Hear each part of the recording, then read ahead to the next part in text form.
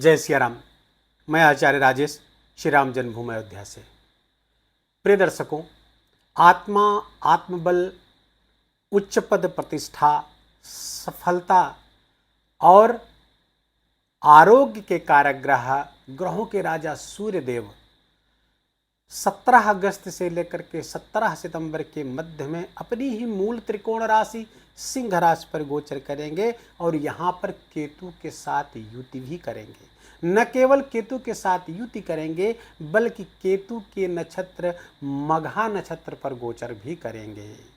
क्या परिणाम होगा इसका जब इसी सूर्य और केतु की युति पर राहु की दृष्टि होगी और सुखेश आपकी कुंडली के लिए सुखेश बुध के साथ भी यहाँ पर बुधादित्य योग भी बनेगा।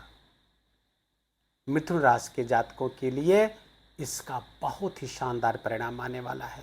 आइए जानते समझते हैं कि कैसे और कब और कहाँ पर सावधान रहने की आवश्यकता है, क्या उपाय करने की जरूरत है, सब पर चर्चा करेंगे। मिथुन राशि के जातकों के लिए सूर्यदेव आपके राशि के स्वामी के मित्र हैं और राशि के स्वामी के साथ ही गोचर भी यहाँ करेंगे। नंबर एक बात। दूसरी, सूर्यदेव आपके तृतीय स्थान अर्थात पराक्रम पुरुषार्थ के भाव पर गोचर करेंगे और यहाँ पर उनकी अपनी ही मूल त्रिकोण राशि सिंह राशि है अर्थात स्वराशिस्थ होकर के सूर्यदेव यहाँ पर गोचर करेंगे। सर्वार्थ चिंतामणि, चमत्कार चिंतामणि आदि ग्रंथों में सूर्यदेव का तृतीय स्थान पर उपस्थिति या उनका गोचर सर्वोत्तम फल देने वाला बताया गया है। यहाँ पर सूर्यदेव यद्यपि कारक तो नहीं है मिथुन राशि के जातकों के लिए, लेकिन चूंकि स्वराशिस्थ हैं,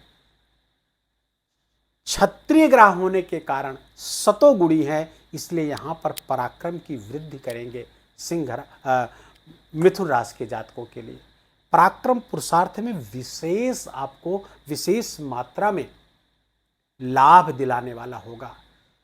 ये सूर्य तृतीय स्थान पर गोचर करने वाले सूर्य को शास्त्रों में धन देने वाला बताया गया है, अपार संपदा देने वाला भी बताया गया है, लेकिन तृतीयस्थ सूर्य को बड़े भाई के लिए खतरा भी माना गया है। जिसकी लग्न कुंडली में आप देखेंगे सूर्य तृतीय स्थान पर होगा, उनके बड़े भाई की मृत्यु उनके सामने ही हो जाती है, अर्थात बड़े भाई की उम्र को कम करता है या बड़े भाई के जीवन में ट्रबुल लाता है, समस्याएं पैदा करता है। अगर कई भाई बहन हैं तो उसमें कम से कम एक को संतान संबंधी समस्याएं दे देते हैं।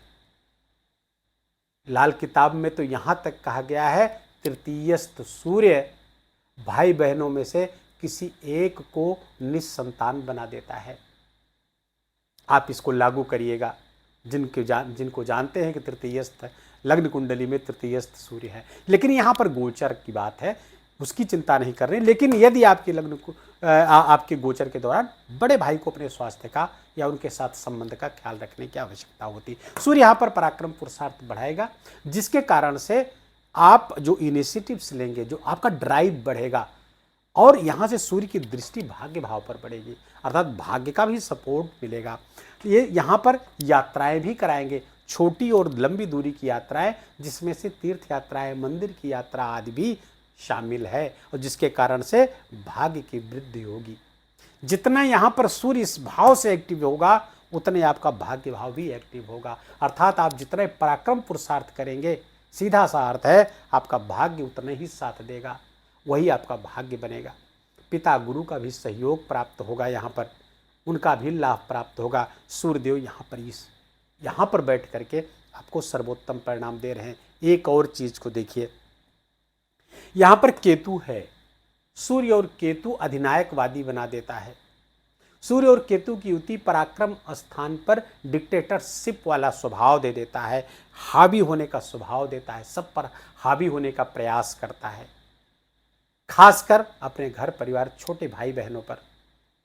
तो लेकिन यहाँ पर केतु आगे बढ़ चुके हैं, इसमें अश्लेषा नक्षत्र पर गोचर कर रहे हैं, अश्लेषा नक्षत्र पर गोचर करते हुए अर्थात कर्क राशि की तरफ बढ़ रहे हैं। भाई पहुंचे नहीं हैं, बढ़ रहे हैं। अभी इस यात्रा को पूरी करने में, कर्क राशि तक की यात्रा पूरी करने में 5 दिसंबर तक का समय लगेगा, लेकिन डिग्री बढ़ चुकी है, इस कारण से इफ्लेक्शन कम है। शुरुआत के अर्थात 17 अगस्त से 22 सितंबर तक का समय छोड़ दिया जाए तो उसके बाद इफ्लेक्शन बिल्कुल वीक हो जाएगा। शुरुआत में इफ्लेक्शन रहेगा। केतु के प्रभाव के कारण थोड़ा सा उग्रता स्वभाव में या डिक्टेटरशिप, अपनी बात मनवाने का भाव आ सकता है। राहु की दृष्टि को समझ ले। राहु यहाँ पर मकर राशि की तरफ बढ़ रहे हैं। 180 डिग्री पर ही राहु सर्वाधिक प्रभावित करते हैं सप्तम दृष्टि से। वो 180 डिग्री पर रह नहीं गए हैं, आगे बढ़ गए हैं, जिसके कारण से राहु का इफ्लेक्शन सूर्य पर नहीं पड़ रहा है, या जो पड़ रहा है बहुत मिनिमम होकर के पड़ रहा है। थोड़ा सा फाल्स ईगो के शिकार हो सकते हैं। आत्मसम्मान को ठेस न लग जाए ऐसी आशंका बनी रख सकती है। मान सम्मान के प्रति बहुत सतर्क और सचेत या बहुत ही संवेदनशील बना देता है आपको लगता है कि कहीं हमारा अपमान तो नहीं हो रहा है, कहीं हमें मान सम्मान के साथ समझौता तो नहीं करना पड़ सकता। इस तरह की बातें राहु देता है जब इफ्लेक्शन में होता है। लेकिन चूंकि राहु आगे बढ़ चुके हैं, बढ़ रहे हैं मकर राशि की तरफ, डिग्री उनकी ज़्यादा हुई 180 डिग्री से बहुत आगे बढ़ गए हैं, इसलिए इफ्लेक्शन कम है। अब आते हैं हम सूर्यदेव के साथ एक युति और बन रही है, वो है आपके राशि के स्वामी और सुखेश चतुर्थेश बुध 22 अगस्त से लेकर के 7 सितंबर तक सूर्यदेव के साथ ही फिर यहाँ युति बना दे रहे हैं। अब राशि के स्वामी का यहाँ पर बैठना, आप स्वयं आपकी अपनी विवेक बुद्धि यहीं पर लगी रहेगी, अर्थात आपका पराक्रम कैसे बढ़े, आपका पुरुषार्थ कैसे बढ़े। सेल्स मार्केटिंग से जुड़े हुए हैं तो कैसे हम ज़्यादा अच्छा प्रदर्शन कर पाएँ, इसी स्थिति को एनालाइज करते रहेंगे इस बीच, और सर्वाधिक लाभ होगा। सेल्स मार्केटिंग, कम्युनिकेशन, जहाँ भी संवाद की बातें हैं, कैलकुलेशन, एनालिसिस, आज जितनी भी चीज़ें हैं सब यहाँ से आप बुध की इस युति के कारण बहुत अच्छे परिणाम, बुधादित्य योग का परिणाम आपको प्राप्त होता रहेगा। अच्छा, सुखेश भी हैं। सुखेश यद्यपि अपने घर से द्वादश होंगे, लेकिन बुधादित्य योग के कारण और राशि के स्वामी होने के कारण जो अपने घर से द्वादश होने का वहाँ पर नुकसान कम प्राप्त होगा, लाभकारी ही बनती हुई यहाँ पर दिख रहे हैं। अब एक चीज़ और समझिए, सूर्यदेव यहाँ पर अब नक्षत्रों के आधार पर हम समझते हैं कि क्या परिणाम देंगे। सूर्यदेव 17 अगस्त से लेकर के 31 अगस्त तक मघा नक्षत्र पर गोचर करेंगे। मघा नक्षत्र के जो स्वामी हैं वो केतु हैं, केतु के साथ हैं सूर्यदेव और केतु के नक्षत्र पर गोचर करेंगे, नंबर 1। दूसरा, मघा नक्षत्र का जो सिंबल होता है वो सिंहासन है, और सिंहासन पर सूर्य जो स्वयं राजा है सिंहासन पर गोचर कर रहा है, तो इस सत्ता प्राप्ति के योग बनाते हैं। तो सत्ता क्या है, अर्थात पद और प्रतिष्ठा प्राप्त करना। वो हर व्यक्ति के लिए अलग अलग सत्ता होती है। अगर आप राजनीतिज्ञ हैं तो आप मंत्री पद पाने का प्रयास करेंगे, यदि आप कहीं कोई पद नहीं तो आप एमपी एमएलए के लिए प्रयास करेंगे, टिकट के लिए दौड़ भाग करेंगे। लेकिन यदि आप नौकरी में हैं तो आप पद प्रतिष्ठा प्राप्त नहीं है तो भी उस दिशा में आप प्रयास करेंगे, क्योंकि सूर्य पद और प्रतिष्ठा देगा। इसमें भाग्य का साथ इसमें जबरदस्त मिलेगा। इन 3 दिनों में आपको उसका प्रयास करना चाहिए। शुरुआत के 17 अगस्त से लेकर के 20 डिग्री तक जाते जाते 20-21 डिग्री तक सूर्यदेव अच्छे परिणाम देंगे, अर्थात हर दिन 1 डिग्री आगे बढ़ेंगे सूर्यदेव, और लगभग 6-7 सितंबर तक 20 से 21 डिग्री तक पहुंच जाएंगे और ये सर्वोत्तम परिणाम देंगे। और इसी बीच वो मघा नक्षत्र पर रहेंगे तो ये अच्छे परिणाम देंगे। अच्छा, 31 अगस्त से लेकर 13 सितंबर तक सूर्यदेव पूर्वा फाल्गुनी नक्षत्र पर गोचर करेंगे, जो कि शुक्र का नक्षत्र है। शुक्र के नक्षत्र पर सूर्यदेव जब गोचर करते हैं तो क्रिएटिविटी बढ़ जाती है, रचनात्मकता बढ़ जाती है। यदि किसी रचनात्मक कार्य से जुड़े हुए हैं, गीत, कला, संगीत आदि से जुड़े हुए हैं, तो ये सूर्यदेव जबरदस्त परिणाम देंगे। अब आप सोच सकते हैं कि सूर्यदेव का संगीत से क्या लेना देना, बहुत गहरा ताल्लुक है सूर्यदेव का। आप नवांश कुंडली में जब जाएंगे, नवांश कुंडली के जो लोग हमारे विद्वज्जन देख रहे हैं, ज्योतिष के विद्वान लोग देख रहे हैं, नवांश कुंडली में लग्न पर उपस्थिति, लग्न पर दृष्टि संगीत के प्रति अभिरुचि देता है। तो सूर्यदेव यहाँ पर जब शुक्र की ही जो कला, गीत और कला संगीत के कारक है, उनके नक्षत्र पर जाएंगे तो निश्चित रूप से गीत, कला, संगीत या जिस इस सेक्टर से जो भी जुड़े हुए हैं, चाहे वोकल हो, गायन हो, वादन हो, नृत्य हो, सबके लिए बहुत अच्छा है। और सोशल मीडिया इन्फ्लुएंसर के लिए बहुत बहुत अच्छा है। मीडिया से किसी भी प्रकार से आप जुड़े हैं, सूर्यदेव का ये गोचर आपके लिए बहुत अच्छा है। पूर्वा फाल्गुनी नक्षत्र पर गोचर करना अति उत्तम है, इसका सर्वोत्तम लाभ प्राप्त होगा। अब ये जो परिणाम मैंने बताया है, क्या सबको प्राप्त होंगे? जी नहीं, सबको प्राप्त इसलिए नहीं होंगे। देख लीजिए, अपनी कुंडली का एनालिसिस कर लीजिए। सूर्यदेव यदि आपकी कुंडली में उनकी डिग्निटी अच्छी है, अर्थात स्वराशिस्थ हैं या उच्चस्थ हैं, तुला राशि पर मेष राशि पर हैं तो ये उच्चस्थ हो गए।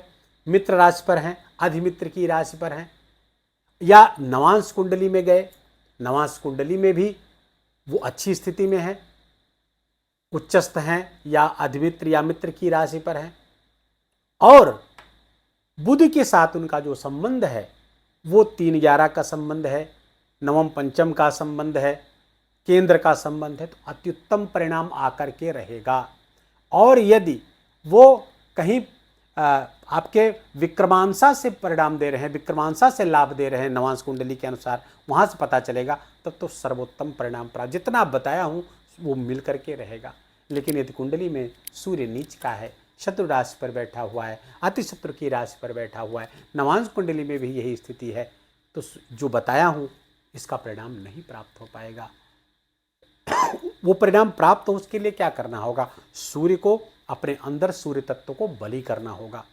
सूर्य तत्व के रूप में हम हमारे अंदर है, तो तत्व के अजग कुंडली में अच्छा नहीं, इसका मतलब सूर्य तत्व की कमी है हमारे अंदर। उसके लिए क्या करें? उसको बढ़ाने के लिए अग्नि तत्व को बढ़ाना होगा। अग्नि तत्व को बढ़ाने के लिए क्या है? सूर्य का ध्यान कब करें? सूर्योदय से आधा घंटा पहले उठ जाएं, हाथ पैर धुल करके स्नान कर सके तो उत्तम। सूर्यदेव के सामने बैठ जाएं, छत पर, गार्डन में, कहीं भी जहां संभव हो सके, और उगते हुए सूर्य को एकटक देखिए। कुछ देर देखने के पश्चात आंख बंद कर लें और अपने दोनों भौहों के मध्य में आज्ञा चक्र पर उसी छवि को देखने का प्रयास करें। अंदर ही अंदर आपके मन ही मन मानसिक गायत्री मंत्र का उच्चारण करते रहें, जप करते रहें, सर्वोत्तम परिणाम प्राप्त होगा। सूर्यदेव कुंडली में कैसे भी हैं, अच्छे परिणाम देना प्रारंभ कर देंगे। लेकिन ये दीर्घ काल तक ये साधना की जाए तो बहुत अच्छे परिणाम प्राप्त होंगे। आत्मबल आपका आसमान छुएगा। वीडियो को यहीं विराम देंगे। वीडियो अच्छा लगा हो, आपके काम का लगा हो, मेरा बोलना आपका सुनना दोनों सार्थक हुआ, तो कृपा करके इस वीडियो को लाइक करिएगा, अपनों के साथ शेयर करके उनको भी इसका लाभ दीजिए। कमेंट में जाकर जय सिया राम लिखना बिल्कुल भी मत भूलिएगा। मेरा विशेष निवेदन, विशेष आग्रह आपसे, चैनल पर नए हैं तो इसको सब्सक्राइब कर लीजिए, बेल आइकन की घंटी दबा लीजिए और अपना बहुत बहुत ख्याल रखिए। जय जय सिया राम।